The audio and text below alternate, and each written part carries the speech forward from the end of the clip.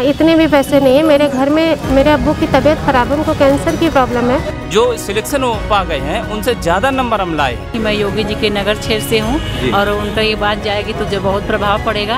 अब मैं आशा नहीं पूरा विश्वास करती हूँ कि योगी जी योगिता के पक्षधर में हैं, वो लोग हम लोग की बात जरूर सुनेंगे। लाखों सीटें खाली है, 22,000 हमारी है। लाखों सीटें खाली है, 22,000 हमारी है। 69,000 शिक्षक भर्ती का रायता ऐसा फैला कि सिमटने का नाम ही नहीं ले रहा है।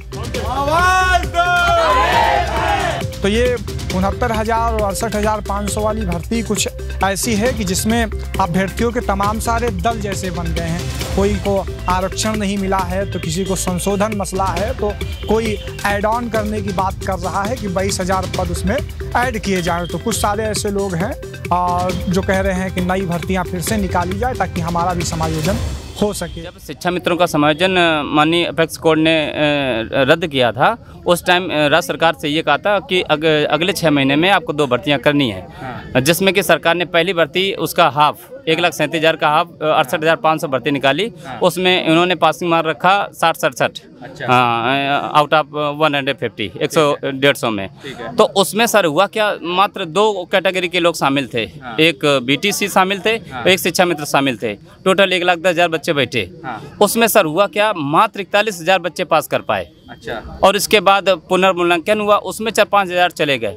तो इस तरीके से 22,500 सीटें खाली रह गई सर। अब अगला पार्ट आया 69,000 का। 69,000 जब भर्ती हुई तो इसमें सर अच्छा उसी बीच में जब बच्चे सीटें खाली रह गई तो माननीय योगी जी ने कहा मीडिया में कि हमारे पास योग्य भर्ती नहीं है, हम 1,37,000 सारी सीटों को भरना चाहते हैं, मगर योग्य भर्ती ना मिलने के कारण हम भर नहीं पा रहे हैं। तो इसमें क्या हुआ, योगी सरकार जी ने एक अच्छा निर्णय लिया, इसमें बीएड को भी शामिल कर लिया। हाँ, ATRE में सहायक अध्यापक भर्ती परीक्षा में बीएड को भी शामिल कर लिया। अब 3 वर्ग आ गए इसमें, यानी BTC, बीएड और शिक्षा मित्र। अब इसमें जब परीक्षा हुई तो सरकार ने 20% कटऑफ 20% पासिंग मार्क भी बढ़ा दिया। पिछली थी 60-67, ये हो गई 90-97। हाँ सर, तो सर हम सभी अभ्यर्थी अच्छा हुआ क्या, इसमें 1,46,000 बच्चे पास हुए। तो अब है क्या, जिनका एकेडमिक बढ़िया है वो सर एकेडमिक की वजह से, और इसमें कई सारी विसंगतियाँ रही हैं। कॉमन नंबर हमने आपको पहले बताया है, या जैसे आंसर की मैटर है। हम लोग अपना घर बार छोड़ के जो है यहाँ 11 दिन से भूखे प्यासे बैठे हैं। सबकी कुछ फाइनेंशियल कंडीशन एक जैसी अगर नहीं होती है, ठीक है, अगर होती तो यहाँ बैठे भी नहीं होते। किसी के बच्चे छोटे छोटे बच्चे हैं, सब लोग परेशान हैं।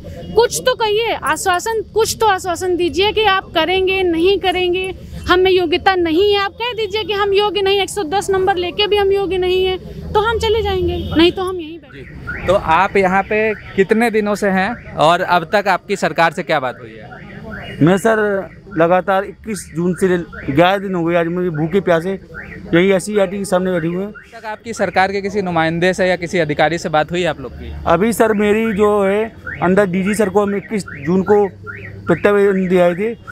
हाँ, उस दिन से हमारे पास कोई भी बात नहीं हुई उनसे मेरी। अच्छा। हाँ, तो मैं सरकार योगी जी से हाथ जोड़ के निवेदन करना चाहता हूँ कि हम सभी बच्चों को, अपने बच्चों को समझ लीजिए कि धूप में और गर्मी में तड़प रहे हैं, उनका ध्यान रखें।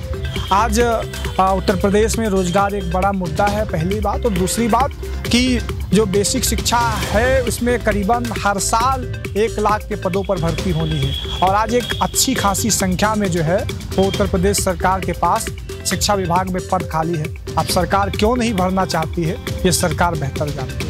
ये बताइए, ये पूरा मुद्दा क्या है, थोड़ा एक बार दोबारा बताएं कि ये जो एकेडमिक वाली बात आ रही है कि आप लोग एकेडमिक में नहीं आ पाएंगे या जो ओवर एज हुए जा रहे हैं, ये पूरा मुद्दा एक बार सबसे दोबारा समझाइए हमको। एकेडमिक से तात्पर्य ये है कि सर मैंने 2001 में हाई स्कूल किया था। उस टाइम सर जो मूल्यांकन पद्धति है वो समय के हिसाब से बदली है।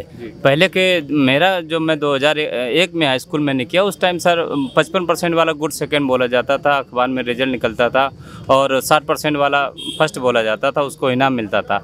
आज समय के हिसाब से मूल्यांकन पद्धति बदली और 30% इंटरनल मार्क मिलने की वजह से आज कॉमन मतलब नॉर्मल सी चीज़ हो गई है 85-90% बनना। तो मूल्यांकन पद्धति बदलने से एकेडमिक में चेंजमेंट आ गया है। पहले का उसकी एकेडमिक बन रही है 23-24, आज एकेडमिक बन रही है 32-34। तो सर उस वजह से हम लोगों ने जो सिलेक्शन हो पा गए हैं उनसे ज़्यादा नंबर हम लाए हैं। और कुछ विसंगतियां जैसे कॉमन नंबर की रही, कॉमन नंबर 3 नंबर दे देने की वजह से हम लोगों सर हिंदी में दिए 3 नंबर कॉमन नंबर, हम लोगों के सही थे तो हम लोगों को तो मिला नहीं, और जिनको जो 87 थे वो पास हो गए, जो 84 थे वो पास हो गए, यानी 87, 88, 89 वाले पास हो गए और 94, 95, 96 वाले पास हो गए। तो सर वो अपनी एकेडमिक वजह से वो स्कूल पा गए। और हमारी लोगों की एकेडमिक कमज़ोर होने की वजह से लेकिन स्कोर हम लोगों ने हाई किया है। हाँ, मूल कारण ये है सर। आपका क्या नाम है, कहाँ से आए हैं? मेरा नाम सर अभिषेक तिवारी, मैं कानपुर देहात से आया हूँ। मैं संत कबीर नगर से आई हूँ। संत कबीर नगर से। हम लोगों की बहुत ज़्यादा दिक्कत है। अब हम लोग फिर से तैयारी करने का हम लोगों के पास समय नहीं है। मेरे घर में कंडीशन बहुत ख़राब है। हम लोगों के पास इतने भी पैसे नहीं है कि हम लोग फॉर्म भर सकें। अच्छा। हाँ, इतने भी पैसे नहीं है। मेरे घर में मेरे अब्बू की तबीयत ख़राब है, उनको कैंसर की प्रॉब्लम है, उनको इलाज कराना है मुझे, और मैं जितनी जल्दी हो सके उतनी जल्दी नौकरी पाना चाहती हूँ, क्योंकि मैं अगर मुझे नौकरी मिल जाएगी तो मैं अपने परिवार को देख सकूँगी। धन्यवाद। आपके परिवार में और कौन कौन है? मेरे परिवार में हम हैं, एक हमारी बड़ी बहन है, उसकी शादी हो गई, वो ससुराल रहती है। इसके बाद हम ही सबसे बड़े हैं। मेरे 2 छोटे भाई हैं, अम्मी हैं और अब्बू हैं। तो आपको मतलब जब आपको नौकरी मिलेगी तो ना सिर्फ आप अपने अब्बू का इलाज करा पाएंगे बल्कि छोटे भाइयों की भी पढ़ाई वगैरह? बिल्कुल, मेरे छोटे भाई की फीस के भी पैसे नहीं होते हैं, हम लोगों को पढ़ाना भी है उन लोगों को। अम्मी की भी मेरी तबीयत ख़राब रहती है, उनको ब्लड प्रेशर है, उनको डायबिटीज़ की प्रॉब्लम है, पैरों में सूजन आ जाती है, तो हमको पूरा घर संभालना है। और हम इसीलिए मेरे पास बिल्कुल टाइम नहीं है। अब हमें 1 साल 1.5 साल रुक नहीं सकते हैं, क्योंकि हमको इलाज कराना सबका बहुत ज़रूरी है, और मेरे भाइयों की पढ़ाई भी नहीं करवाएंगे। जी मैम, क्या नाम है आपका? सर मेरा संध्या शुक्ला नाम है, मैं गोरखपुर से हूँ। अच्छा। हाँ। तो आप तो योगी जी के उससे आई हैं फिर? सर बहुत उम्मीद लगा करके कि मैं योगी जी के नगर क्षेत्र से हूँ, और उनका ये बात जाएगी तो जो बहुत प्रभाव पड़ेगा। अब मैं आशा नहीं पूरा विश्वास करती हूँ कि योगी जी योगिता के पक्षधर में हैं, वो लोग हम लोग की बात जरूर सुनेंगे। पूरा विश्वास के साथ यहाँ बैठे हैं सर। जी जी जी।